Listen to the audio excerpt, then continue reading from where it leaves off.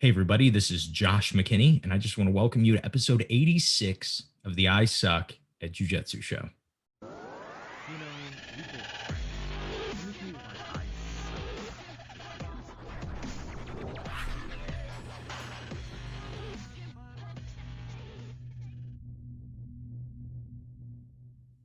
All right, guys, I'm just going to go ahead and say it. We've all been thinking it. I'm just going to say it. I'm going to say it. I know it doesn't sound good. I'm just going to say it, though.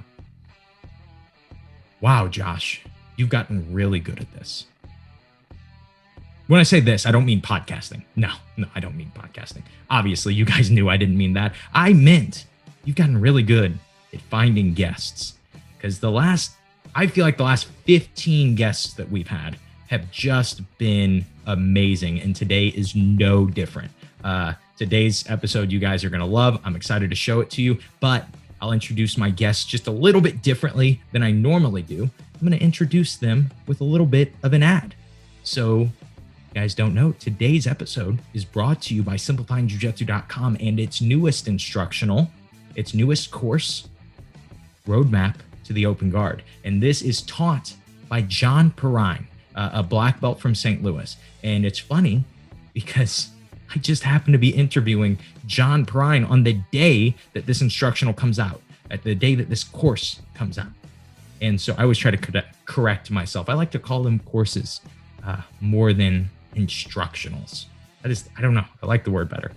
But Jon teaches what he would consider the roadmap to open guard, how to get to open guard from closed guard. And this isn't something that's taught very often, right? A lot of times we think you just play open guard or you play closed guard. A lot of us deal with the stress of, if I open my guard, I'm going to get my guard passed. I don't have attacks. I don't feel like I can keep the person. So if I open my guard, I get passed. And Jon deals with that. And it's really, really good.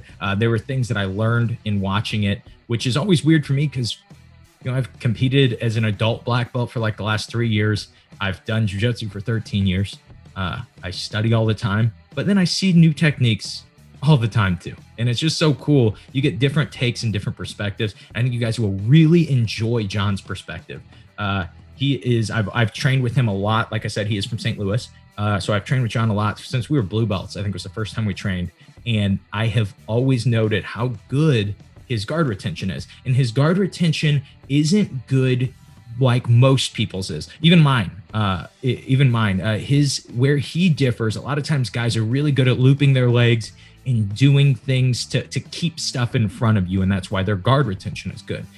Jon, his guard retention is actually really good simply because he dominates the grip fight. And that also brings me into what you guys will get when you purchase the roadmap to open guard in the next 10 days. If you purchase in the next 10 days from when this podcast is released, you will get a free copy of Dominating Connections, which is my instructional. It's usually $27, and it's all about being disconnected in guard and getting back to guard. And it's cool because it fits in what Jon is teaching. Jon teaches you to go from open guard from closed guard to open guard and how to attack from there. I don't teach any attacks in Dominating Connections. I just show you how to get from disconnected to the open guards that just so happen to be what Jon teaches. And so they really go hand in hand. Well, like I said, if you go to simplifyingjujitsu.com/roadmap or check the link in the description, you guys can get your copy. And again, if you get it in the next 10 days, you will be able to get a free copy of Dominating Connections with your instructional, with your course. But now let's get into the episode. This is a really, really fun episode. I always enjoy talking to Jon. This is just one of those relationships, those friendships where you talk to the person, you're like, man, I need to talk to this person more. I really enjoy it. I get a lot out of it. And I just, I don't make an effort enough to do it. And that's something that's a big no-no on Josh. But I learn a lot from Jon. I love the way that he explains things. Also, his stories are fun. He's a good storyteller, and he has been training jiu-jitsu forever, so he's got a lot of stories. And I think you guys are going to really enjoy this episode, and I'll stop rambling. We'll just jump right into the episode. Here it is. All right, guys, welcome to the episode. Jon, how are you doing, buddy? I'm doing good, brother. I am. That is exciting. Are you ready for this? I think so. I think so. This wouldn't be my first podcast. I was on the Bishop BJJ podcast for a couple of years. All right, and the Bishop BJJ podcast, it shifted. It did. They took a hard right turn. If you guys that are listening have never checked it out, Tyler and Jenna, what is their? It's Not Fighting is the name of their podcast. Right? Yeah, and I think that's a throwback to when we were locked down in Corona. Right? Yeah, but I've listened to a few. They do a good job. Right, it's just the two of them. I don't think they do any guests. So Not Fighting. It doesn't have to do with. I've never listened. It doesn't have to do with that jiu-jitsu is not a fight. Is that? I don't want to. I don't know if he was being ironic, Tyler, when I assume he picked the name. They talk about a lot of stuff. They talked about I think the difference between gi and no gi, whether Jen is going to do MMA. They've talked about all sorts of things. So I couldn't say. I think Not Fighting is sort of a ironic sort of pun. I think that's an interesting place to start, though. What is your thought on people getting their black belt, all jiu-jitsu, no competitive jiu-jitsu, and then making that change of it's time to do MMA? Good for them. I think that they're doing themselves a little bit of, they're just creating an uphill battle. Gary Tonon's going through this. He's talked about it openly where he cannot find anybody to fight him because he's not 0-0 now, but let's take Jenna, for example. She's 0-0 in MMA. However, she's a world-class jiu-jitsu competitor and successful.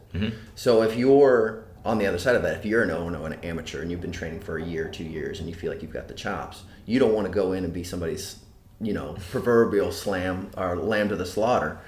And you also, if you're, let's say you're 5-2 or maybe 5-0, you don't gain any prestige by fighting somebody who's 0-0. Yeah. And you run the risk, if you're bad at jiu-jitsu, of getting subbed by her. So it's a bad fight. So I would say that in terms of I'm sure she's ready. I see her training all the time on Instagram and Facebook, and we know the jiu-jitsu's locked in. Of course, you don't really know what's going to happen until she steps in the cage, and she could maul some girl. She could be the next Ronda Rousey, or she could get punched in the face and the wheels fall off. Who knows? She could then be the next Ronda Rousey. She could. If she fights, I imagine what will happen is they will get somebody for her to fight who is 1-0, 2-0, who has a little bit to gain from fighting her, and she'll probably sub them in 30 or 45 seconds or whatever. Yeah. And who knows where she goes from there. I don't think she wants to turn this into a career. I don't know. I haven't talked to Jenna on whether this is like, oh, I'm going to make a run to the UFC. Yeah. She's a bit old to do that, not to throw under the bus, we're the same age, but starting a fighting career at 35, bit late in the game. It is. But who knows, there are fighters. Dan Henderson fought into his 40s, Randy Couture, so it's not impossible. It isn't, and when you are a good athlete, you can get away with so much more than when you are not a good athlete. That's true, absolutely. Have you ever fought MMA? No. Were you ever bitten by the bug? Was there ever a thought process of doing that? If there was, it lasted less than 5 minutes. And it only came because, you had a handful of fighters that would come through JW's gym. And early on, he did his MMA thing, and he had a handful of guys that did it with him, with James Wade, and Tim, one of our black belts, has done MMA, Derek Darrow. I think it was AJ Cisco. We went to somewhere down in southern Missouri, some small town. I remember because they had set up a square cage inside a bar. And smoking was completely allowed. So the smoke was like this cloud, and it had filled the top of the cage because it was elevated. And I remember quite a few fighters being like, oh, I can't breathe, and you're like, can they not breathe because of the smoke, or can they not breathe because their cardio is terrible? And I distinctly remember these two guys coming out, both of them 0-0, making their debut. And it being one of the most comical, if not worst, fights I've ever seen. One of them was wearing basketball shorts because you're not allowed to wear basketball shorts. He had taped his pocket shut. Okay. He's a problem solver. He's gonna get any problem he faces in this fight, he's gonna solve. One guy went out there. They kind of stand away from each other for a couple of seconds, maybe, and then one goes for a terrible double leg. The other guy is not really sprawled out, but he sort of stops it more like brick wall style. And they're just kind of standing there. They're sort of close to the cage. And suddenly the guy in the double leg gets his feet underneath of him. And rather than drive through, he flings the guy backwards, head first into the cage wall. I just remember this poor kid's face just colliding with this cage and going to the ground. And I can't even remember how it ended, but I remember sitting next to JW and being like, I could do this very easily. I could do a lot better than that. But I really think if you're going to do that, you should have one of two things in mind. You should want to be, I want to test jiu-jitsu and see what it can really do for me, which is fine. But I believe in jiu-jitsu, so I don't think I need, or you have to have a real passion for it.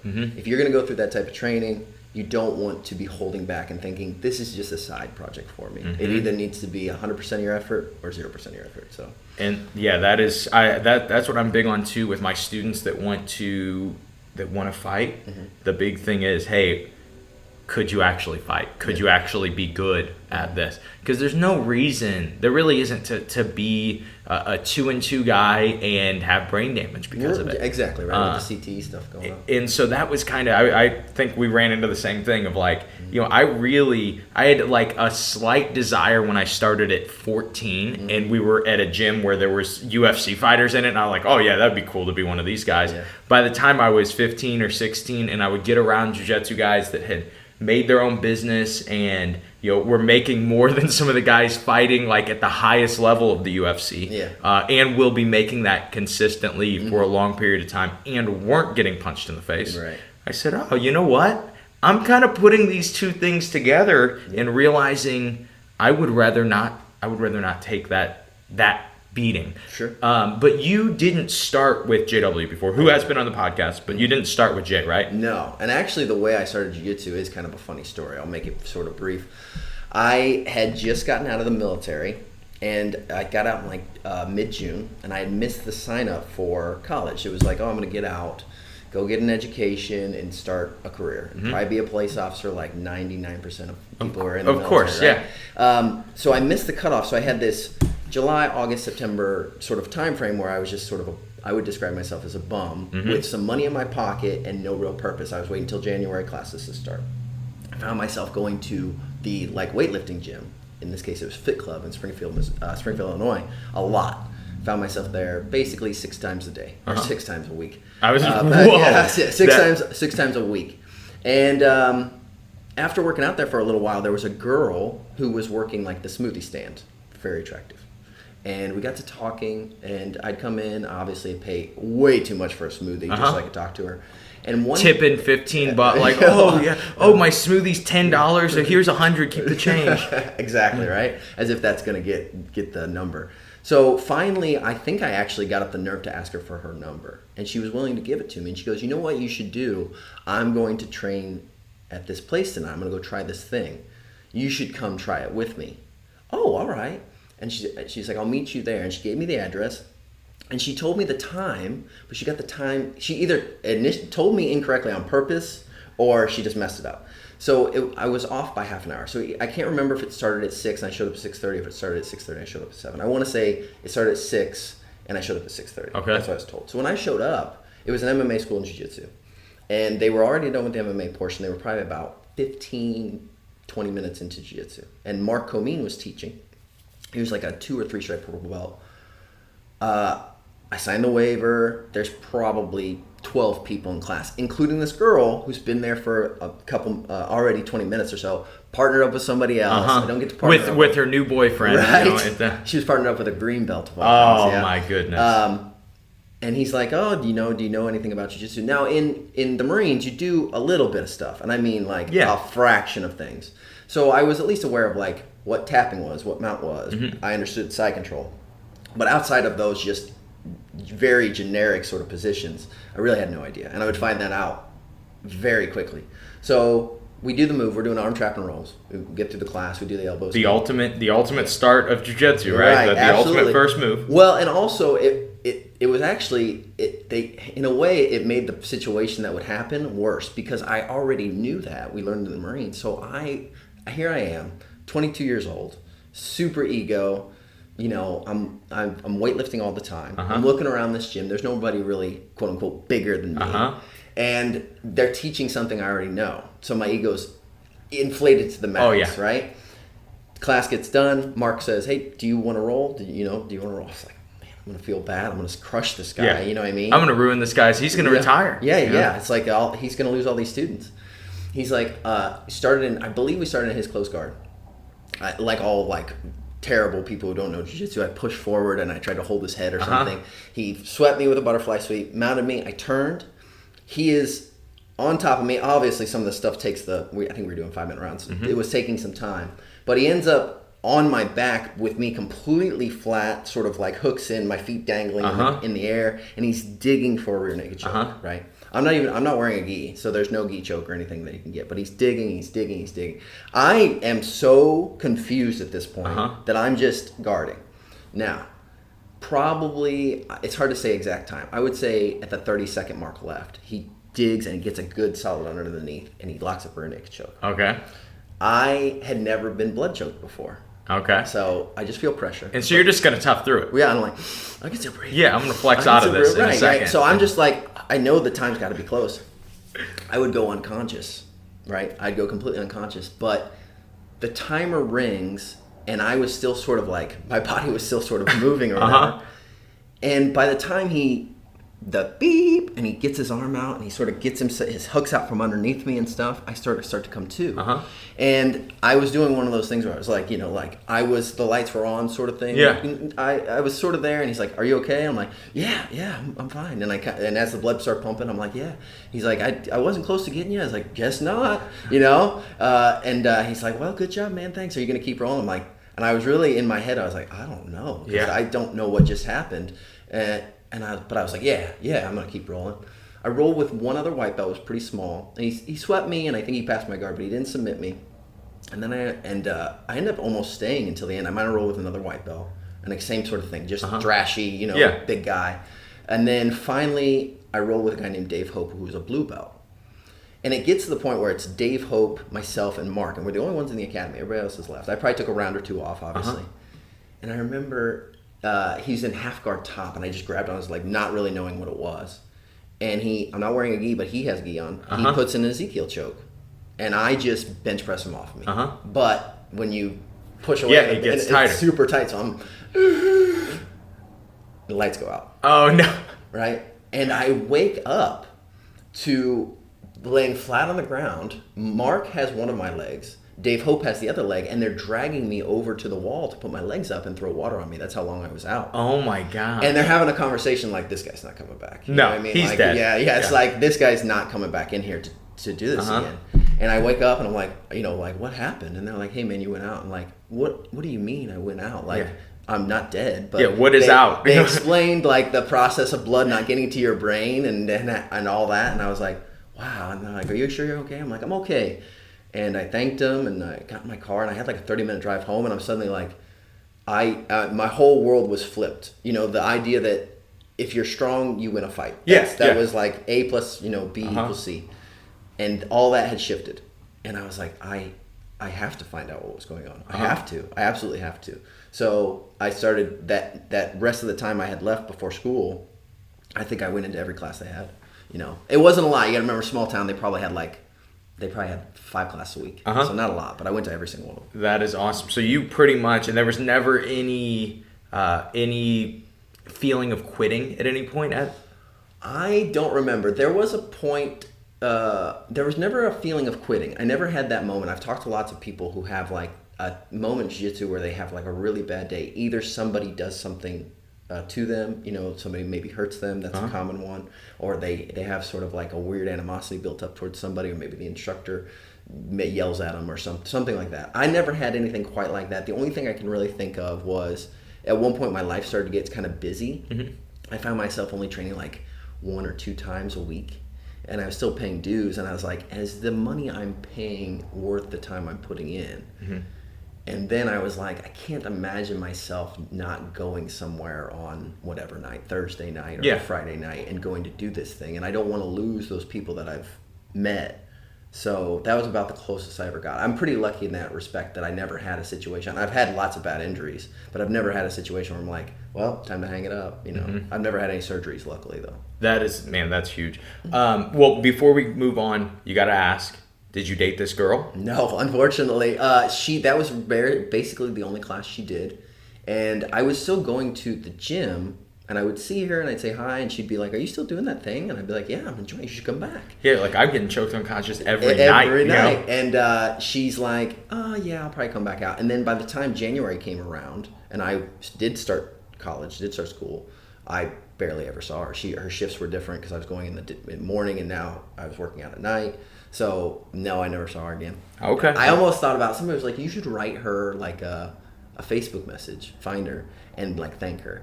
And I was like, I guess she did kind of get me in, but I think that's borderline creepy. Yeah. You know, if I knew her better, maybe I'd do that. But yeah, I don't know. Yeah, hey, just so you know, you changed my life. You know, when you would give me those what I called acai berry smoothies, you know, and introduce me to jiu-jitsu, it really changed things for me. Yeah. Do you? What brought you to JW's? What brought you to St. Louis? So Mark was when I first met Mark, he wasn't under JW, but shortly after I joined, I would say probably less than 3 months, he had told us that he was going down to meet with somebody, and then he had joined JW's association, and he'd known JW prior to that. So we got sort of like, we were under Hops and Mora, but the guy, it's a long story that I don't even know all the details, so I hate to put it out there. But Mark was like, "I want to be underneath somebody who's closer, who I can contact, who can help me train." Because, you know, when you're out there by yourself, you know, it's tough, you know, especially if you're a purple belt in a room full of white belts and you don't want to get that false sense.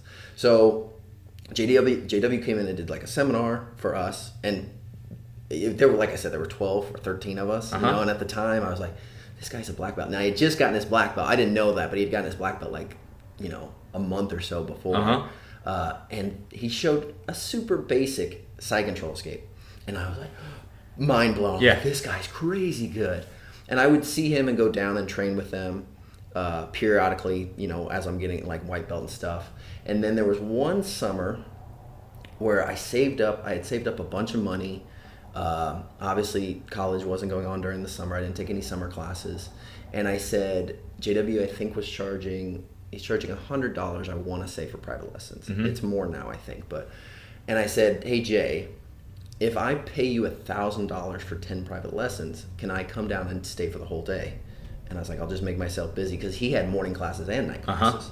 So I would come down, we would do a private lesson in the morning, I would stay, do the afternoon class, and he would be like, "Hey, I got 2 private lessons in the afternoon. Why don't you just come in and uki for me?" So I would do like the 2:30 and the 3:30 afternoon. I'd go get something to eat, and then I'd come back and do the night class, and then go back home, and then a couple of days later repeat the process again. So I got to know Jay pretty well. As I'm going through college, the college mandatorily makes you do a internship. And the surrounding area knows that you have to do this internship. So they're unpaid, they're very menial work, you answer phones. And I was like, I don't want to do this. I've been around, I know how to be a professional person. I'm older than these other, you know, at this point, 25, 26. And these other people are 21, 22. What are you in school for? Criminal justice. Okay. The nice with the minor in the business, just in case. No, just I put all my eggs in one basket. All right. Yeah, it served me well. Okay.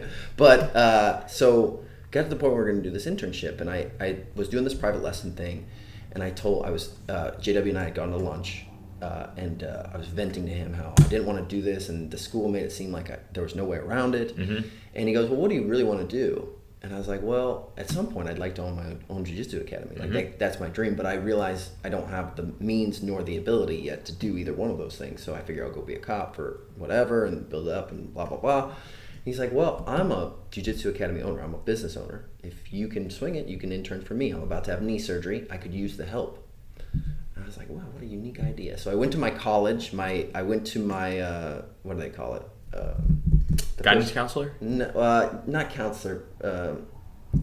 Advisor. Advisor. Thank you. I went to my advisor. One of my black belts is an advisor. So yeah, that's why I should have came up with that quicker. No worries. So and he was a really good guy. I'd taken a couple of his classes, and I told him what I wanted to do, and he said, "Listen, you're getting good grades. You obviously you don't fit the profile of somebody who needs the internship because you've been out in the world."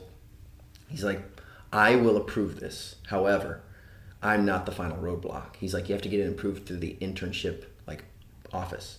He's like, "You got to go up to corporate." And he's like, "I'm telling you right now, they're not going to approve it." He's like, they're not going to do it. And I go, there's no way around it. He's like, I'm just telling you that I know they're not going to approve it. He's like, I'll put in a good word. I'll do everything I can. You don't have any resistance on my end. But what I would tell you to do, don't do this by email. Go up and talk to him in person. So I went up and I talked to a very nice lady and explained what I wanted to do. And she's like, no, absolutely not. She's like, that's not, you're going to hang out for a summer. And I was like, but hang out with a guy who owns a business doing jiu-jitsu and he needs the help. And she goes, no, that's not going to work. Yeah, and I go, that runs a bigger business than you. Yeah, you know? she pulls out this piece of paper and she puts it down in front of me and it shows me a list of approved internships. And it's the state police and the local police and the, like all these things that I knew are unpaid in their office work. I talked to a dozen other students that have all done these type of things. And even the ones that you think would sound great. Oh, you can go work at the FBI's auxiliary office? That's great. No, you just sit in a room because their insurance doesn't cover you. Yeah. So they can't put you in any harm's way. They don't trust you to really do anything. So it's like you're going to go do the, forgive my language, the bitch work. Yeah. So I took this piece of paper and I started like filling out the necessary things that was going to be like, I'll try all these things. And I was like, this is ridiculous. I'm paying, X number of dollars to go here. And you're forcing me to work for free at a situation I don't want to work at. I was like, this is, I couldn't fathom. So I went back into it and I said, I'm not going to do this. I said, I'm going to go do this internship and tell me who I need to talk to fix this. Like, who is the person who can say yes or no to this? She's like, here's the email to the head of this office or whatever. I really don't think you're going to be successful, but here you go. And I sent a very long diatribe of like, this is what I want to do. And she said, listen, I'll approve this over email, this lady. She said, I'll approve this. But at the end of this, after this is all done, you're going to sit down with myself and the dean of students, and you're going to tell us what you think is wrong with the internship in a whole. I said, okay, I'll do that. And I did my internship. I filled out all the work. I filled out all, you have to write papers while you're doing it. I came down with JW, helped him out while his knee surgery was messed up, or his knee was messed up, drove him around because he drove a clutch. So, he's, so you had to literally drive him around, which is fine. I never did end up, I set up the appointment to go do the like, with the dean and stuff, and they rescheduled twice, and they said, we're just gonna have to get back to you, and they never got back to me. So I never got to do that part, which is whatever. But there was a point where during the internship it was starting to come to an end. I probably had 2 weeks left. And Jay's like, well, what are you gonna do next, type thing. I was like, man, I don't know. I thought I was gonna go be a cop, but I'm having so much fun doing being on the mats every day, seeing everybody, being a mat rat. I don't care that I have to wake up early. I don't care that I have to drive you around. I don't care that I'm not making any money. I don't care about that stuff. All I know is that I'm super happy. I have a smile on my face every day. This is what I want to do. And he goes, well, you do what you got to do. And I basically just decided right then, I was like, I'm just going to grab all my shit. I'm going to drive back up to my parents' house, grab out anything I think I need, extra clothes, whatever. And I'm going to move down here. I'm just going to figure it out. And I put out a Facebook message and said, who can I live with?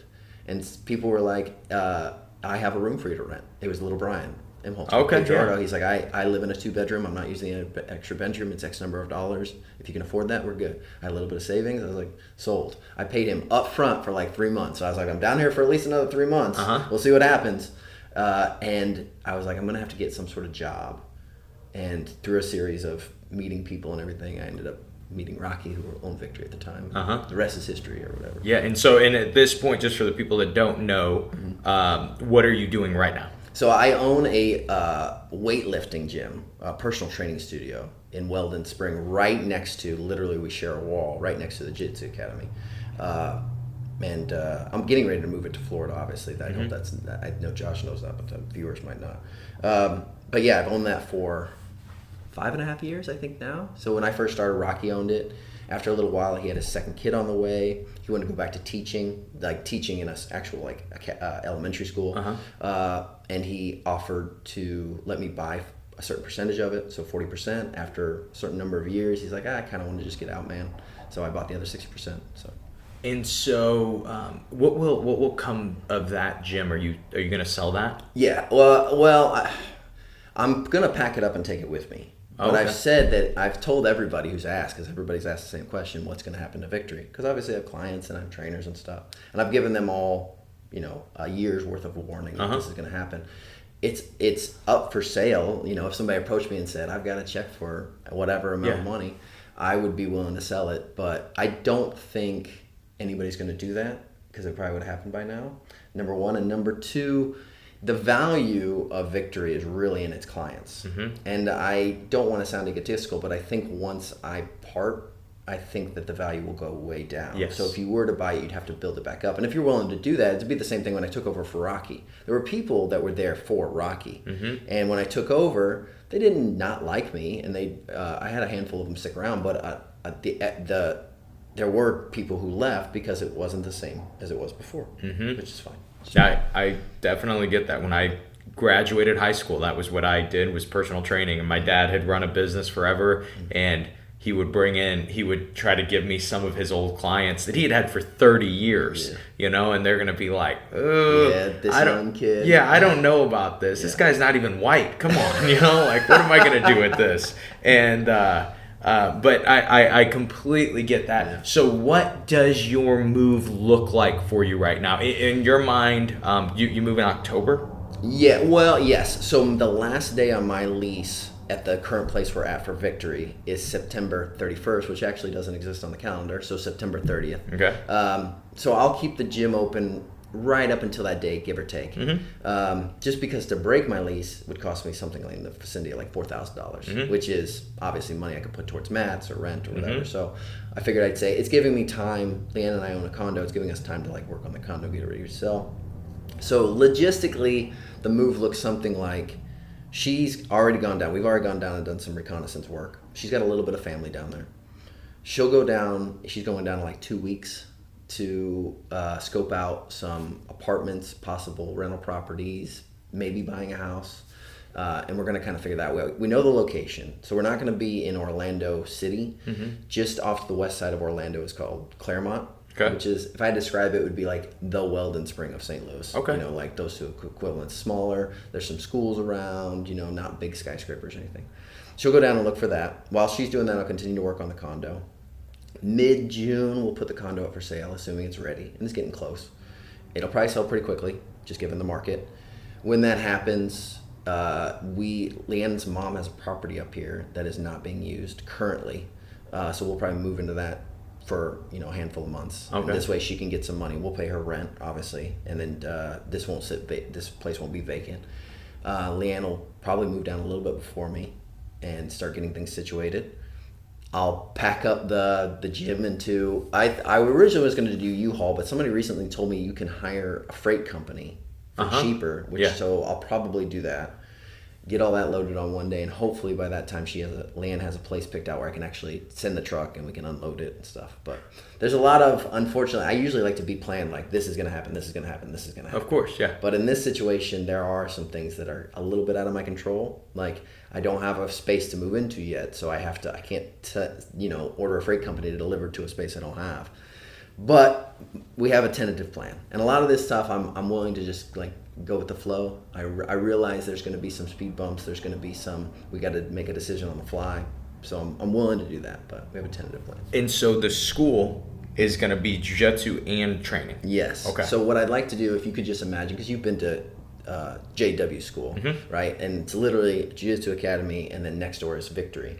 You just have to imagine a similar situation, either with two different buildings, but I just own them both, or one big space where there's mats in one corner sort of, and there's gym equipment, and then I just work out the schedule where nobody comes in and trains while jiu-jitsu is going on, or I find a way to separate the two, right? But I just figure I have the equipment, which right now is at a premium, right? Because of COVID, if you go to buy a squat rack or weights, you're going to pay max amount of price for it.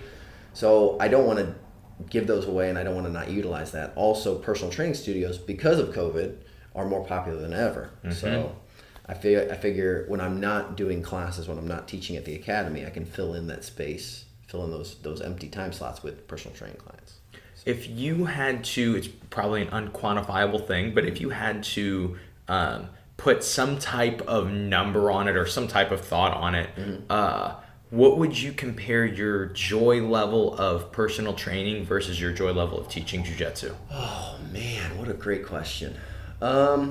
It's weird because with jiu-jitsu, I feel like when I teach jiu-jitsu, whether it's a private lesson or whether it's a class, and I've taught bad classes before. I think if you're an instructor and you say you've taught 100 classes, you said all 100 were great, I think you'd be lying to yourself. Oh yeah, either definitely. that or you're the greatest. You might be like John Donner. Mm-hmm.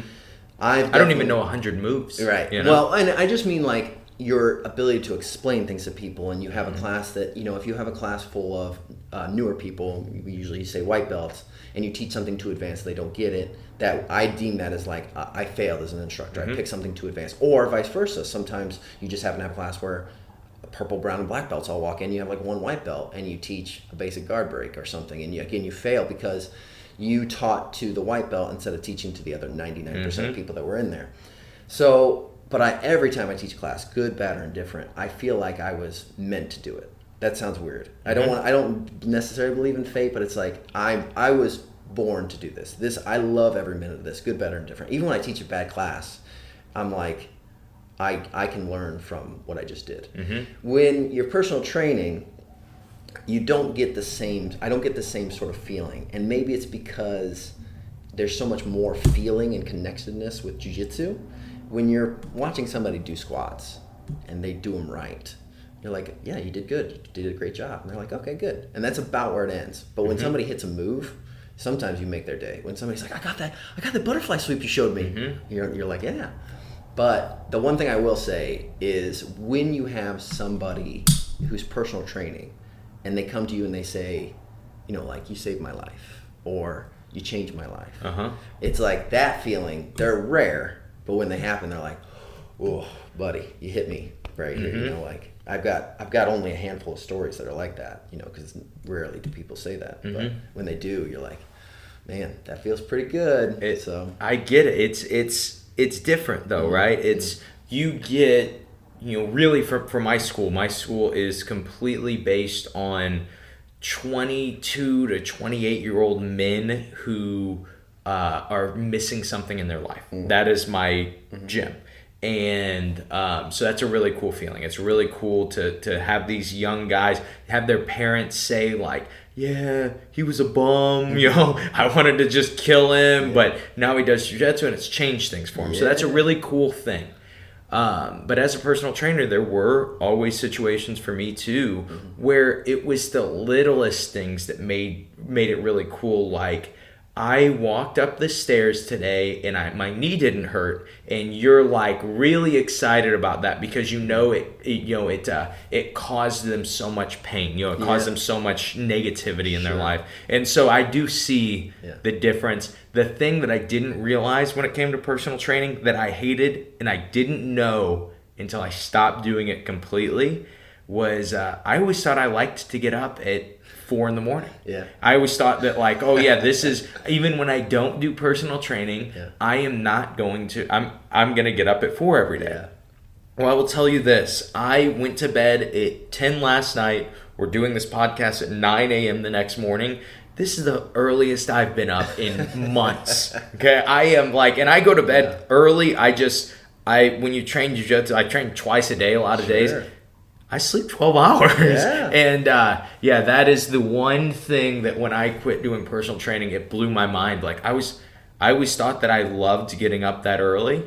And then when it started, like when I started having the option, because even when I was I got to a point where I was just doing 2 days a week. Yeah. They were both really early and it was Monday and Friday. Yeah. And I still there was no day I slept till even 7. You just can't. Yeah. And I thought, oh, this is just when I wake up. Right. Well, then when I finally got to the point in the gym where I was like, I really just don't need the money from that Monday and Friday. I think I'm just gonna sit. I think I'm just gonna see what sleeping in is like. Yeah. And I would for weeks, it was just so uncomfortable waking up in the morning and like, man, it's getting later. Yeah. It's getting later. I'm sleeping till 9 now. And, my wife is making the coffee now. Yeah. And so it's just, that was a huge change. But you've run, or been a big part of running a jiu-jitsu school for a long time. Yeah. And so it's not like that is going to be new to you, but do you think that there is going to be a new, obviously you're in a new place. Do you think there's going to be something new to you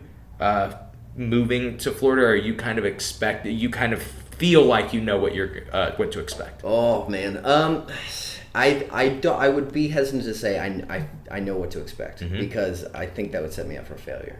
what I plan on doing is I'm very comfortable with where I'm at, who I am. I don't feel like I'm missing anything. I'm not going down to Florida to find something. Yeah. What I've said, and most people are like, why are you going down to Florida? Uh-huh. Why, man? It's like, you're doing great up here. Uh-huh. You're like, yeah, you're right. But it's like, there are obviously other things going on, but I want to do what I did here in St. Louis down there. It's like, I can take, good vibes and good jiu-jitsu, and I can take it down there. And I'm not saying that Florida doesn't have that, but I like helping people. I've helped people here. It's time to do it somewhere else. Mm-hmm. If it's that simple. So I'm sure there's going to be unexpected things.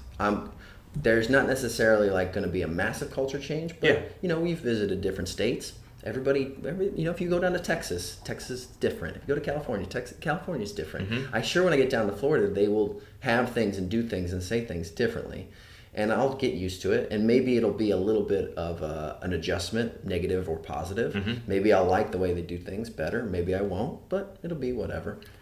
I think that is that should be a really fun thing. But I definitely get your mindset. I understand for me, the mindset was something similar, but the opposite was in starting a jiu-jitsu school and trying to be a competitor.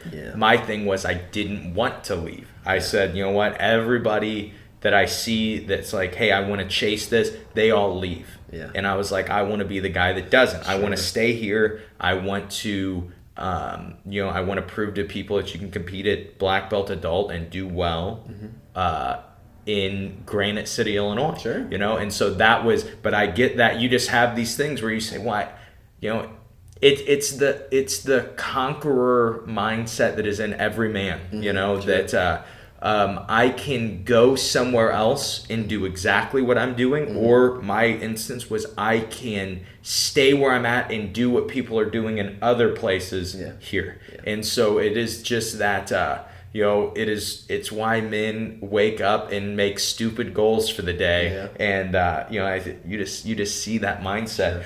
What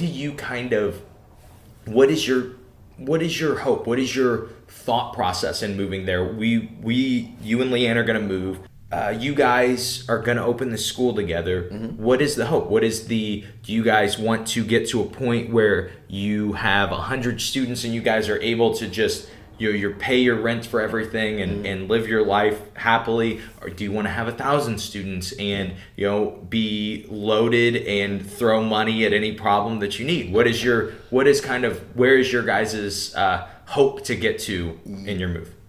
So what I would lead off with is like, it sounds weird, but money definitely is not my top priority. I don't even know if it's in the top 5. Now, I'm very aware that you can't get very far opening a school, buying mats, paying rent, buying food for yourself, all these things. You can't get very far without money, 100%. I don't obviously want to find myself at age 60, 70, 80 years old, whatever, with my body broke down and $0 in my pocket either. I don't want to be like, well, you're so old you can't do jiu-jitsu anymore. You don't have any money. Go live on the street. Yes. Like you did great, but time's over. So, but I think what I've said from sort of the beginning is I want to impact as many people's lives as possible. Now, I could do that anywhere, presumably. The only thing that, with leaving St. Louis, it's like, well, I've always had the dream of opening my own academy. You have JW in St. Louis. To the south, you have Little Bryan and Cape Girardeau. To the west, you have multiple schools from Joplin to, you have Ronnie out there in Springfield.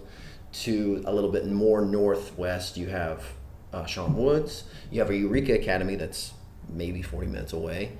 And you have Mark Comine out to the east. So there's not a lot of places to go and open up an academy. So it's like, if I'm going to move, I don't have any desire to move to, someplace that's kind of close but not quite the same. Leanne's always wanted to live in a hotter climate. She loves Florida. And like I said, I've gotten lucky. I've lived next to my family for minus the military the entire time I've been alive. So it's only fair that she kind of gets to do that at some point. It's hard to have a lot of family connection if you're 2,000 miles away. But going back to your question, I just want to do whatever I can. So when that person walks in, whether it's into the weightlifting personal training studio or whether it's in jiu-jitsu, we all are sort of exercising our demons. Everybody's got issues. Everybody, you know. If you were lucky enough that you grew up in the perfect household and you had the perfect upbringing and you went to school and you didn't get bullied and you went to college and you got the straight A's and you found your perfect job and you get along with all your coworkers, you met the perfect woman or man and everything's perfect, I probably can't help you, and I don't have any desire to. I'm trying to help the guys you talked about earlier. It's like the guys that are bums that don't have any direction, or the girls who come in and maybe they've had bad experiences. I don't even need to go into it. You know exactly what I'm talking about. It's like jiu-jitsu and personal training, both of those things are just ways of you bringing out yourself, right? It's like, I need to deal with my shit, right? And if you can't deal with that stuff, that's where you go to drugs and alcohol and whatever. You know, you do make bad decisions. It's like, if you can go somewhere and do something that physically exerts you, that gives you connections to people, then we can bypass all the bad stuff. The stuff we know is bad. Putting heroin into your arm is bad. You know, robbing a bank is bad. So if we can bypass all those things and get you in a place where you're happy, that would be my ultimate goal. I say all the time when somebody goes, "What are you going to go down and do in Florida?" I said, "I'm going to go build an army of people." And I don't mean competitors. Yeah. I mean, if they want to compete, they can compete. And I don't mean MMA fighters. I just mean I'm going to build an army of people who are going to go out and spread, you know, like go home and be happy with the life they have, or they're going to try harder at something, or they're going to set goals for themselves or whatever. That would be my goal. Money is not on, I don't care about money. I completely understand. I think it's interesting to see how much long-term effect there is in jiu-jitsu. I've been teaching jiu-jitsu for 6 years. I have students that have been training for 6 years. Yeah. And you see, we'll have a conversation and it will get to the thing of, wait, we've been doing that for this long? And then, oh, think about it. You were at this job, you know, and you were dating this girl at that time. And now 6 years later, you're married to someone else and your life is completely different. And it's really cool to not just to get to see that with people and your students, but to get to have that effect on people For too. sure. Yeah. You know, I think I think everyone would agree, like, just people you're around make such a huge impact, and when you get to be around a bunch of jiu-jitsu people, you get that same impact. For sure, yeah. What's amazing to me, and I know you started when you were 14, right? Yes. Can you remember, and it's going to be a weird question because you were a kid, can you remember a time before you did jiu-jitsu? No, absolutely not. Yeah. I think literally not. And I mean, I was at the crossroads of life, 22. It's really hard for me to remember not going to a jiu-jitsu academy. And I know that time exists. I'm always curious if, there are guys that start in their 40s and 50s, guys and girls. I wonder if you ask them that question, if they would say, yeah, I can remember. Or they'd be like, no, I can't imagine. It's hard for me to picture. That is really, I'll have to ask my dad that. He'll be a perfect. There you go. He'll be a perfect person, because that's something I've talked about before. Is people will say, "What was your life like before you did jiu-jitsu?" And I was like, I don't know. Yeah. I don't remember. I don't remember having much of a life. Yeah. I remember being really into pro wrestling. Sure. But that was it. That is the only real. That isn't just a childhood memory of like, yeah, when I was 5 years old, I would eat handfuls of Vaseline like a serial killer. Like that's the only. Those are the memories that you have. But I don't remember what life was. I don't remember at 13 contemplating, what do I want to do with my life? What is life about? Why am I here? I got a lot of passion from that. I don't remember that. Sure. And I remember at 14 though, showing up, being too small for class, being, I remember so in detail of everything from the start, from the start of jiu-jitsu. And so I remember everything after that. Sure. It's just before, it's hazy. Yeah. It's like, I wasn't doing anything. And to be fair, again, you had 13 years of life prior to that, whereas your dad will have decades and decades of like adulthood. So he would be a good person to ask. I'm going to assume, not to put words in his mouth, I'm going to assume he can remember. Yeah. I'm going to assume he can, and then he's probably going to be able to tell you what the change was, which would be something that I could maybe speak on a little bit, but somebody like that who has had decades of life, and they can probably tell you how much value jiu-jitsu really has. Because jiu-jitsu just isn't moves. It definitely just isn't moves. So. Do you, when you look at where you're at now, did you expect it? Did you expect to, let's say at 25, you had been training for 3 years at 25? Yeah. So let's say at 25, did you expect to be where you're at now? Just however you however you think of that question. Sure. Do you say that you kind of expected this to happen where you're at now? No, not at all. Because I mean, it took me 3 years to get a blue belt. You know, I think that's, at least from the old school guys I talk to, I think that's pretty common. And I don't, not to get off on a tangent, I don't know how long it took you were, because did you go through the kids belts? No. I didn't. So you were probably a white belt for a really long time. No, I was not. I was a white belt for, I think a normal time, like a year and 8 months, 9 months. Okay. So I was a white belt for 3 years. And again, there's only so many classes to take, and you know, I'm under a purple belt, so but I remember blue belt even, or purple belt, seeming so far away, seeming so far, like I'm gonna keep coming, I'm gonna keep doing what I'm doing, but that seems like such a distant target. It's like I'm not even close. Yeah. You know. And then one day somebody ties a different colored belt around your waist, and so you're like, well, I'm a blue belt now, I'm a brown belt. God, that seems, there's just no way I'm ever going to get there. I'm going to keep coming. I'm going to keep doing what I'm doing. I love this. I'm not going to stop. And then purple belt and so on and so forth. And I remember, too, anytime, just because we're on the subject of belts, and every time I think about getting promoted, I remember, I talked about Dave Hope earlier. He said something to me a long time ago, because we were talking about being ready and when do you get something and what's it matter and all this stuff. And he said, let me ask you this. He goes, if you, and I think I was a 4-stripe blue belt, if you were told that you were never going to be promoted, it doesn't matter what you do in this sport, it doesn't matter what you do in the academy, it doesn't matter who you can beat, you're going to be a 4-stripe blue belt for the rest of your life. It doesn't matter if Hodger Grace walks in here and you tap him out, you're just going to be wearing that same blue belt forever. Would you quit jiu-jitsu? I was like, well, no, I wouldn't. He's like, then it doesn't matter. It doesn't matter at all. Really He's good. like, don't worry about it. And ever since that conversation, every time it's been time for blue belt promotion, I'm always like, I don't know if I want it. Because I've rolled with world-class purple belts or brown belts or black belts. I can't do what they do. Yeah. Right? You know, like, they would smash me. So every time I felt like something was coming, and I'd be like, oh, maybe I'll skip this seminar. You know, maybe I won't show up to this one so I don't get it tied on. But, you know, there's no way I could sit here and say honestly, like, I knew what I wanted. I mean, I knew I loved jiu-jitsu. Yeah. And I definitely was throwing myself underneath the bus. Definitely was the 2-stripe, 4-stripe white belt who was like, I'll show you how to do that. Like, oh, this is how you should do it. You know what I mean? And so teaching is from day one. That's I have this much knowledge, I'll give this much knowledge to you. I'll show you what it is or whatever. And I'm sure I was doing so many things wrong and stuff, and I probably gave you so much bad advice. But that's been on my heart for as long as I can remember. So that's really interesting. I don't think I started teaching at all until I was a purple belt. Yeah. And I mean, when I opened my school, I bet you I had taught a combined 9 classes.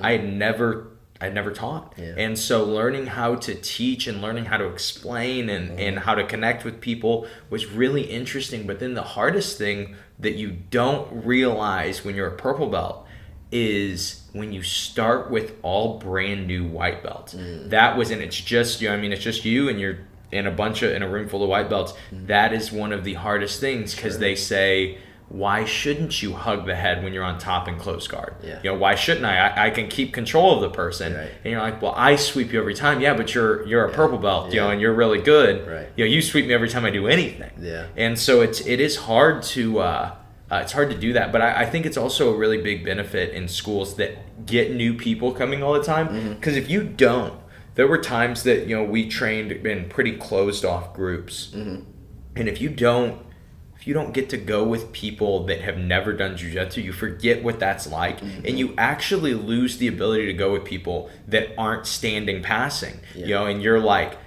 this dude is hugging my head. What do I do from here? Yeah. This dude is just, trying to wrist lock me from my closed guard. How do I handle this? Right. And his only goal is to not be flat on his back. How do I handle this? Right. And so it's so fun, I think, to get that. And that is in the argument of self-defense versus competitive jiu-jitsu. Sure. That is one of my biggest things, is getting to roll with new people will really make it a lot easier for you to be like, okay, I know what normal human reaction, I know what how an everyday Joe reacts to this, on top of it, purple belt or brown belt or whatever.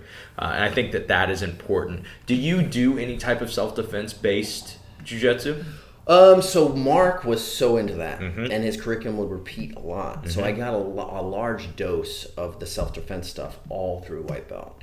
I'm probably pretty rusty. JW will do it on Mondays and Wednesdays. That's his fundamental class.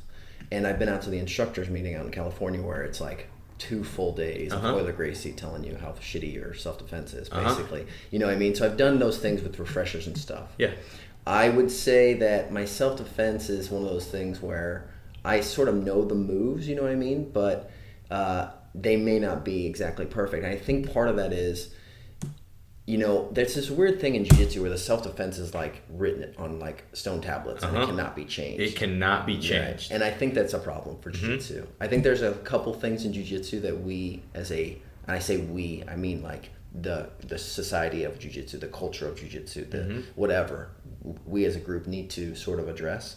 And the self-defense being this unwavering, unmovable object is not good. Like, if you can pick out whoever you want, but you could say if somebody's like a really good black belt, they probably could do things better than some of the self-defense moves. The self-defense moves are designed to be taught to people that don't really know jiu-jitsu. So if you let somebody tries to punch you, and you get into like the Gracie T, and you say, what you should do from here is hip throw somebody. Well, if you're a black belt, you can go behind them and put them on their butt and choke the shit out of them, right? Of course, that should be like, and I don't. It's like, where do you draw the line? It's like, okay, well, when you're a black belt, you don't have to know the self-defense. I don't mean that. What I mean is like, there shouldn't just be one way to sort of do things. There shouldn't be like, if somebody grabs your collar right here, this is how you do it. Well, if you grab Anderson Silva's collar, he shouldn't wrist lock you. He's going to punch you, and he's going to knock you out, and he's probably going to kill you. Yeah. You know what I mean? So like, if that's the thing, it's like, context matters to me. Situations matter. If you say, and I get this all the time. I don't know if you get it, but somebody, like, they'll show me a video, be like, look how big this guy is. It'll be like Brian Shaw, and he's like 6'8", 400 pounds. He can lift 1,000 pounds off the ground. Be like, what would you do to this guy? I'd be like, run. I would not fight that guy. It's like, if you have to fight that guy, you better hope you can get a hold of a weapon. I don't think I could probably put my legs, arms, anything around him. He can pick up 1,000 pounds. He can pick up basically 5 of me like that. And I think it's naive to be like, well, if you got to his back. No, if you got to his back, he's going to reach around, grab you, and pull you off of his back. And you're not going to choke him. He's going to grab your forearm and probably hurt you. You're not going to do anything to him. So it's like, if you create a self-defense situation with a gorilla, it's like, it doesn't matter how good you are. If you say Brian Shaw versus, we'll just take Leanne. I don't know. I don't know what you could teach her that was going to help her. There's just no stopping somebody like that. He's trained to be the strongest person in the world. Yes. And I don't know if you would hope there's enough jiu-jitsu to overcome that. I don't know if there is, but there's enough collar break, hand on your collar, wrist locks, wrist lock to be able to finish people. Yeah, I think that is something that people don't realize about fighting, about self-defense, fighting in general. That is why MMA jiu-jitsu looks very, very, very different than normal jiu-jitsu. Sure. Even in the sense of the highest level jiu-jitsu guys going into MMA, the jiu-jitsu looks different because it is defended very differently. And the addition of being able to punch someone in the face makes the guard not as relevant. It is not obsolete. It is not bad to be in guard, but it is better to be on top. Yeah, for sure. So I'll tell this story. I don't mind embarrassing my students on the show. I do it all the time. And so one of my students, I won't name him. I'll just leave his name out of it. So he decides he wants to we'll say he's a higher belt too. I won't even throw his belt. Okay. But he decides he wants to do a combat jiu-jitsu match. Okay. So for the people that don't know combat jiu-jitsu rules, when you're on the ground, you are allowed to open hand slap anywhere. You can slap on their thigh, you can slap their stomach, you can slap their face, you can slap anything, and you can palm strike, and not slap, but as long as your hand is open, you hit them. So he says, I'm going to do this, makes a post on our team page, guys, help me get ready for it. First round, I do with him. I used to do a little bit of self-defense jiu-jitsu, but I'm also, probably 15 pounds heavier and a good competitive black belt. So if I choose hey, we're not going to go in positions where you can strike me. Right. I'm going to only put you in positions where I can strike you. I can do that. But I'm slapping at him about 10%. Yeah. And so he's just realizing wow, I was trapped with my arm pinned getting smacked in the face. And if he was doing that hard, that would have really sucked. So then he goes with another one of our guys who has fought MMA maybe for 12 years and is just a brute and is much bigger and stronger and a good wrestler. Sure. And on top the whole time, I'm hearing just brutal stomach, thigh slaps from close guard. And I'm like, man, I think he's starting to realize maybe this, he would really have to change a lot of his jiu-jitsu. Sure. So we get to round 3.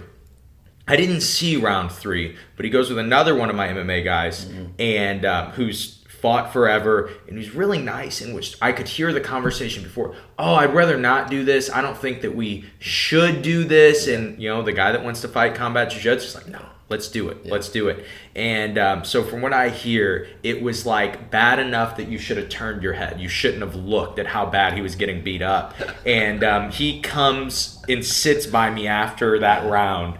His mouth is bleeding, and he says, I don't really think I want to do this combat jiu-jitsu match unless I get to train for it. And I was like, yeah, doing one night of no-gi and saying oh yeah, because most likely you're probably going to fight another guy who isn't great at combat jiu-jitsu. Sure, right. But what if you fight a guy that has a great wrestling base? And that's why wrestlers were dominant for so long in MMA and still have have a lot of domination. Is being on top matters so much in a fight. When you can rain down those punches. Gravity is 100 times more important when you can hit someone. Right. And it's a really surprising thing for people that do jiu-jitsu and are like, no, I would just go triangle armbar on you, and you would get, and maybe you would. Yeah. But a lot of the times you get hit once and you say, whoa, that's never happened. And so that is something that I would almost encourage people to try, is do rounds with someone you trust that will have gloves on and not hit you hard, but show you how to control posture and stuff. Because just imagine if you as a black belt, if you go to a bar, somebody picks a fight with you and then beats you up. I know, right? That would be horrible. It would be. That would be the worst thing that could happen to you. Yeah. That would be one of the. I could just see a YouTube Josh McKinney picks a fight with a ex-football player and gets slammed and he's unconscious. Yeah. That would be horrible. I would quit podcasting after that. And so getting people to understand hey, it's different, I think is really important. For sure. When you guys do your school, do you think it will be completely competitive jiu-jitsu? Do you think you will kind of run how things are at the school you teach now, where fundamentals are a little more self-defense based? What do you kind of think you'll do? I think because I've experienced so many different schools and so many different things, I think that I've started to pick and choose what I kind of like. So for example, I don't necessarily think you have to do hour-long classes all the time, for example. I think you can have days where you do half-hour classes. I think sometimes people really enjoy that, especially if they've had a long day at work. Maybe they brought their kid in for kids class, and now they needed to do adult class. And if you do an hour worth of teaching, and then they do an hour worth of rolling, some nights it's 10 o'clock. Right? Oh my gosh, yeah. But it's you can do a half hour. Sometimes people need an hour. Sometimes I know there's people at my academy that enjoy the hour, for sure.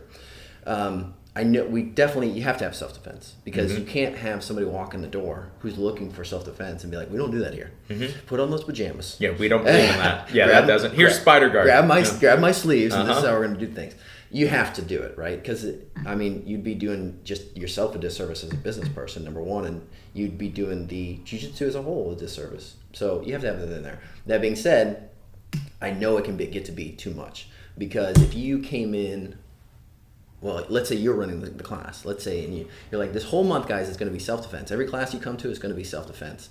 I promise you, as somebody who's been there, you're going to have your purple belts for sure, brown belts, and if you have any black belts, they're going to be like, hey man, how about just one night where we don't do this for this month? You know what I mean? Because it's not practical in the sense that nobody's going to punch you. So if you go over the punch defense over and over and over again, and then you're like, okay guys, go ahead and roll. Well, nobody's doing that.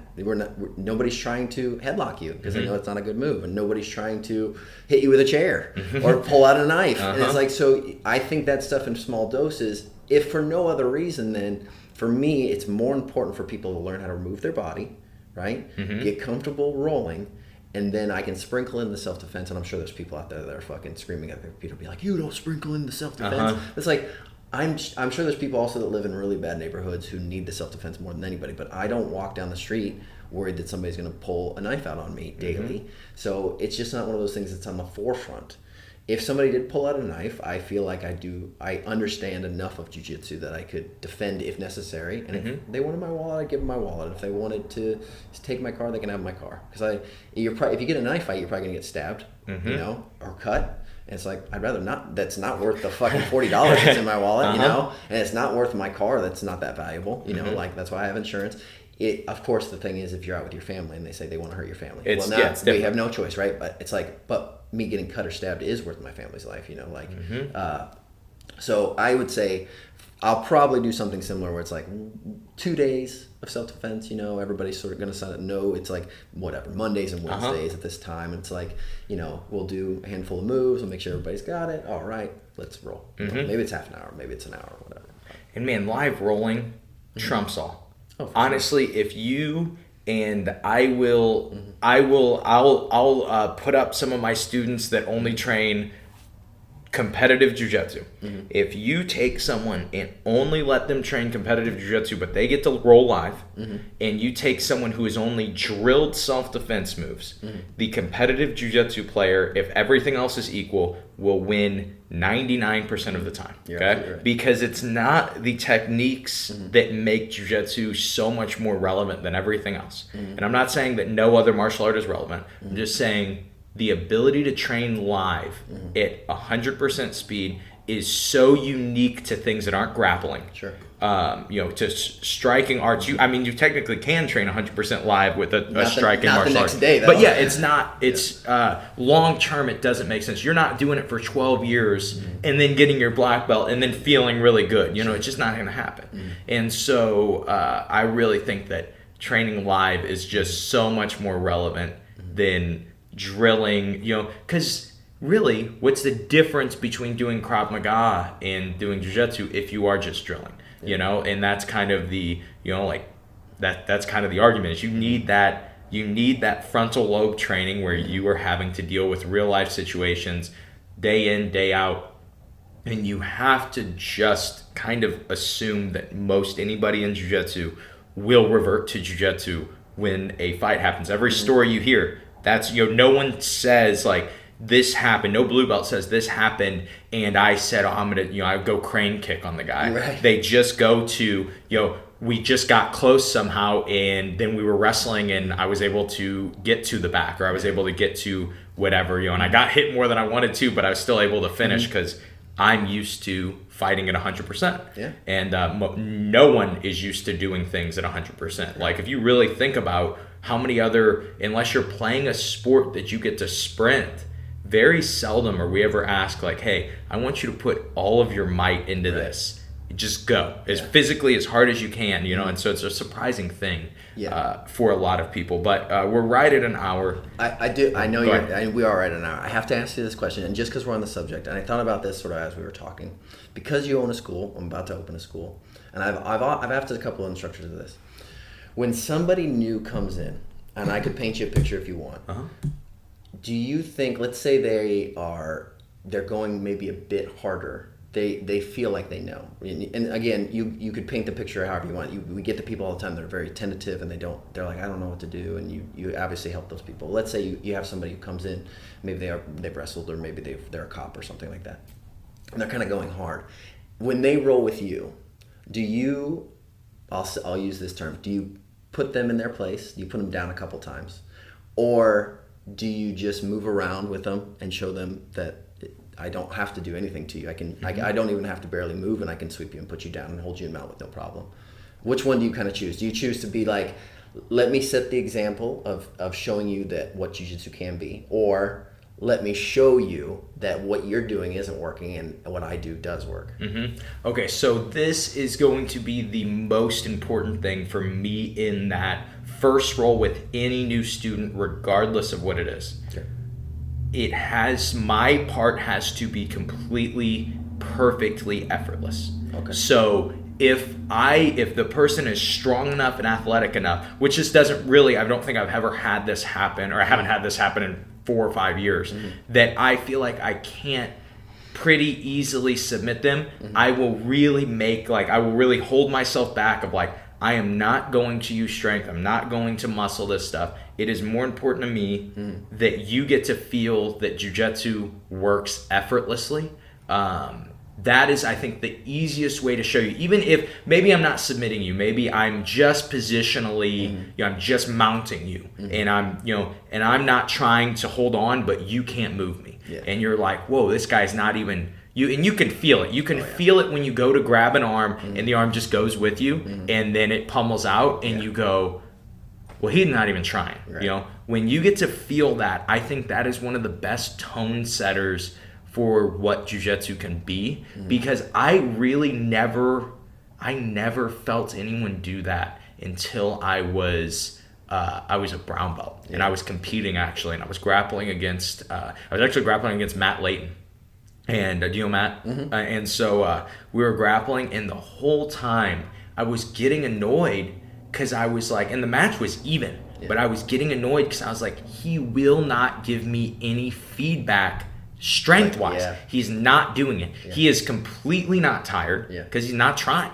He's just doing the moves. He's not trying to move me. There's no fight. And I remember just being like, and I trained like that a lot with people, especially with my lower belts. That was normal for me. But I was like, to do this at brown belt is bizarre. To do this competing is bizarre. And I was like, it was a changing moment for me where I said, maybe you don't have to go so hard. And it was like, and I really think that is one of and some people are stupid. Right? So like, there is, my dad always says there's ignorance and there's stupidity. He said, you are ignorant if you don't know. You are stupid if you don't know and you keep doing it. And so or if you do know and you keep doing it. And that's like, that is what happens in jiu-jitsu. Sometimes I will just be so effortless with these guys for months, and if finally it clicks, oh, okay, I can just do the techniques. I can just learn the techniques.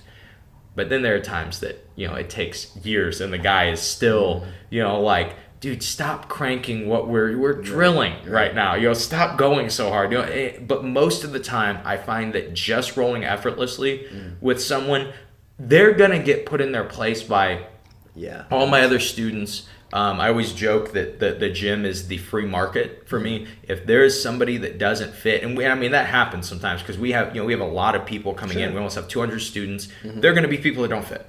And I never am like, hey, I know this guy's really douchey, but be extra nice to him because, we need the money or something like that. I'm kind of like, hey, if this dude doesn't fit because he's being a jerk, you guys need to handle that, not me. If he needs to get beat up, the higher belts, they know like, hey, this person needs to get beat up. If he, they know and they take care of it, and it's run because I have enough higher belts in place that I'm like, I don't have to worry about it anymore. When I first started, I had to worry about it more because I was a purple belt, everyone was brand new white belt, and I was so worried about, well, I don't want the tone of my gym to be set by this person. Right. I don't want the tone of my gym. But then there are some guys that I'm like, I don't live in the nicest area. Our jiu-jitsu gym's not in the nicest area. I have guys that like, oh yeah, he's a hood rat, but he's a good dude. I like him. I'm happy for our team to be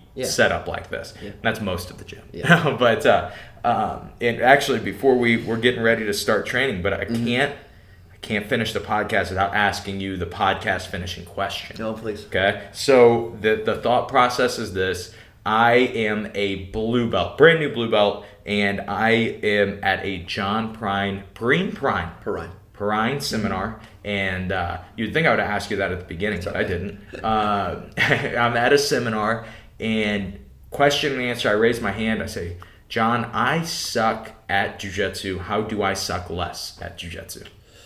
What I would say is what I say to most people, regardless of the belt rank. And white belts become a little bit different. New people become different because I don't think they can really assess this yet. But blue belts, let's assume you've been training for, let's say you didn't order your blue belt online or something like that. Let's assume that you've been training for at least a year and you have some awareness of what jiu-jitsu really is.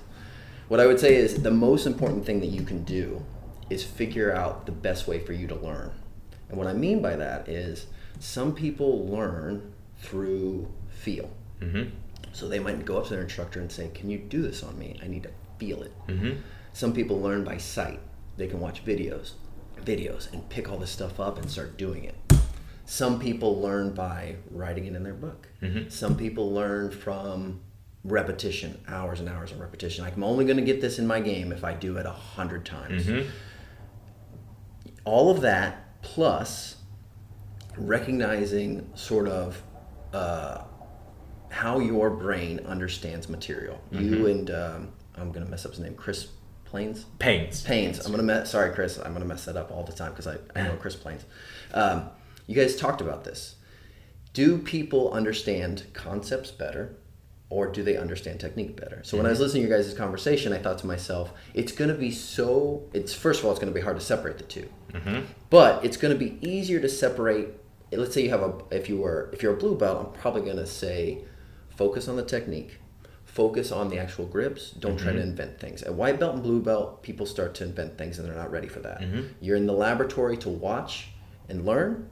It's not your time to start mixing chemicals or start creating things for yourself. If a brown or black belt asked me that, I would say conceptual things. By that point, if they said they suck at jiu-jitsu, if they say, I'm a brown belt, but I've been a brown belt for 18 years and I'm so far away from black belt, I would say, start experimenting with yourself. If you understand how to move, if you understand your body, start trying to put things together. So when somebody asks me a question, you get to know your students, as you know. It's like, this person needs me to tell them, put your hand here, put your body here, move, right? Some people will be like, treat this, if somebody else came up to me, I'd be, treat this like that armbar. When you do this move, treat it like an armbar. When you do this monoplata, treat it like you're going to do an armbar. Oh, that makes sense. Like squeeze your knees? Yeah, squeeze your knees. Squeeze your knees and control the arm. Oh, yeah, I got it. And they'll go do it. So that's what I would say. Figure out how you learn. Like I hate drilling. I'm one of those people that I can go do a class, but if you're like, hey, Jon, do you want to drill? Let's drill this move 50 times. I'm like, I'll get 3 into it. I'm like, let's just roll. I just want to roll. I learn by rolling. And I think the way that I drill is I grab the blue belt who understands how to move. He's going to make the right choices. He's going to be a little slower than me. He's going to be a little less knowledgeable. He's going to expose a little bit more things.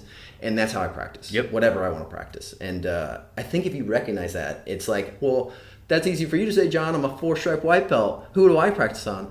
Well, there'll be a point where you get to practice. But for right now, just drink in knowledge and figure out how you can drink it in. If you can watch videos and soak up John Donner, watch them until you're blue in the face. If you can't, if videos, your brain shuts off and you have to feel, every time your instructor shows a move, call him over, will you do this to me? I promise you, no instructor is going to be like, no, I'm not going to do this to you. No, of course, I'll do it to everybody, so you can feel. Sometimes it's important. That's what I would say. I think that is perfect. I want to say this was the example that we used on that podcast was, imagine trying to teach something really complex in math, or trigonometry with someone who doesn't know addition.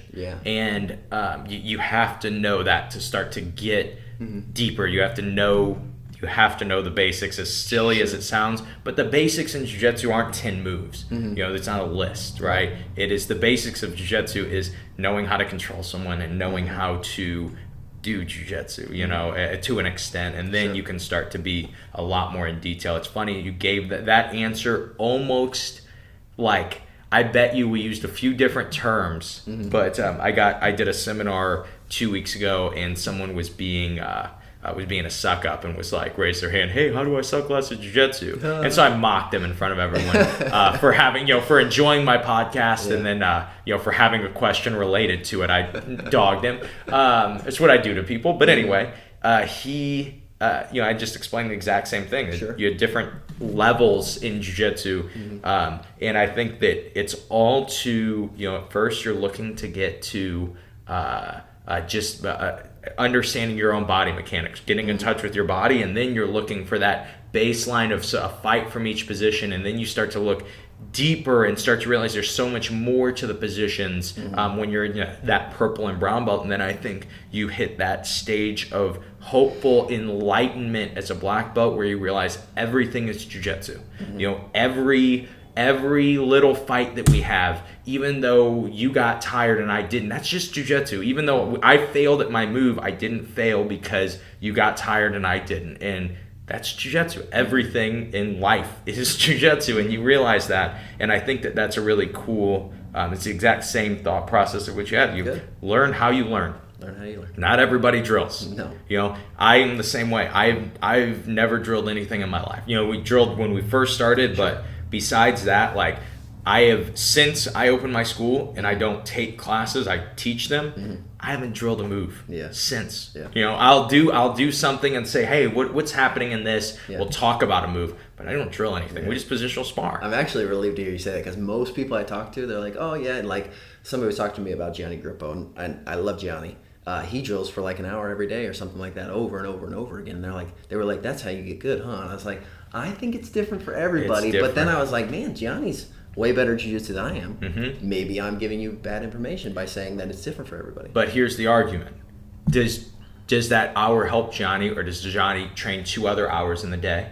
Is that hour just inefficient? Not that I'm, I'll try to have Gianni on the podcast and ask him about it. But that is always my thing, is we should be, not everyone is, we should be searching for efficiency. And most people are not. Right. Most people are searching just for what is everyone else doing. Sure. And, imagine if we found out that, somebody did a huge study and we found out that drilling 4 moves was too much in a night. You can only drill 2 moves, and it's best for them to be 5 minutes each, and then you go into rolling. Right. What if someone found that out? One, would anyone change it? Would anyone actually, are people so set in their ways like, nah, I'm not good with that. But 2, would then we have a 40-minute class and then be like, well, we could do 3 of these 40-minute classes in a day and get so much better, so much faster. And so I think that just learning that efficiency, I think, is so important. Learning how you learn is a really good answer to that. And so, John, we're 2 minutes late to open mat right now. I knew this was gonna run long. It happens. I feel like we really kind of scratched the surface too. And so we should probably do it again. And hopefully before you leave, do another one. Sure. And then. Thank you, though. Thank you for brother. being on, man. For sure. This was a really fun episode. I'm excited to share it with people. Yeah, buddy. And then if you guys do not already have it, if you didn't buy it in the middle of this, don't forget you can go to simplifyingjujitsu.com and get the Road to Open Guard. This is John's newest instructional, and this will be, I'll tell you guys, I'm sure I've told you guys about it when I do the pre-recording in the beginning of the episode, and I'll tell you more about it in just a second when we cut to the end of the episode. But thank you again, John, for being on. Thank you, brother. And that is the episode. I loved the end. I loved the how to suck less and the answer being different for everyone. I love that we are almost 100 episodes in and we have gotten so many different answers for the how to suck less at jiu-jitsu question. And they're all so good. I off the top of my head, I can't name any that I'd be like, I don't agree with that or something like that. I really love all of the answers that we get. And what's unique is we get so many different answers that are really good answers. For instance, I don't think anyone has ever said what John said on the podcast and broken it down the way that he did. It's funny. I actually did a seminar at my coach's school, like, I don't know, like 3 weeks ago. And yes, you guys can book me for seminars if you would like. You can message me on Instagram at the Josh McKinney to book me. Just let me know. I have really, really fair prices. And honestly, I'm not very good at jiu-jitsu, but I'm handsome. And that's really what you look for with a seminar, correct? But anyway, back to what I was saying. That was so stupid. Back to what I was saying. Somebody asked me the exact same question. How do you suck less at jiu-jitsu at the seminar I was teaching? Which is a suck up question, but it is something you probably do have to ask at one of my seminars. I think he was just bragging about listening to the show. I give him a really hard time. Mock somebody for listening to your podcast. Anyway, I kind of answered actually really similarly to John. And so it's fun that we were on the same mindset of, it depends on where you're at and where you should be focusing. And I really loved how he answered. It really is almost the same thing. There were little terminologies that we did differently, but his answer was so close to mine. So maybe that's why I enjoyed it. It's nice to know that you're not crazy. Why I do those episodes with Chris Paynes, because sometimes I'm just so crazy that I need somebody else that's on the same level of crazy, and it's helpful. I don't know. Maybe you guys deal with that. Maybe you don't. Don't forget, you can check out John's new instructional at simplifyingjujitsu.com/roadmap, or just simplifyingjujitsu.com. You can go to the store and it will be at the top of the store since it is our newest course. You also, in the next 10 days, if you purchase, we'll get a free copy of Dominating Connections, learning how to connect from disconnected in the guard. And that is pretty much all I have for you guys today. I hope you guys enjoyed the episode. As always, if you have any questions, if you have any ideas for a future episode, please let me know. If you have an idea of a good guest or a good topic that I may need to find a guest for, send me it. I love when I get those. It makes it so much easier on me to find people. I know a lot of people, but it's almost hard because, I put out an episode a week. And so, maybe I know 250 really, really good black belts. But how do you decide which one's going to be your next one? I like to just hear what you guys are thinking, hear what you guys are dealing with. As always, you can message me on Instagram at the Josh McKinney, or you can send me an email, josh@simplifyingjujitsu.com. That's all I have for you guys. I hope you guys enjoyed today's episode. I hope you check out John's instructional, The Roadmap to Open Guard. I hope that you guys have a great weekend. And most importantly, I hope that you guys suck just a little bit less at jiu-jitsu.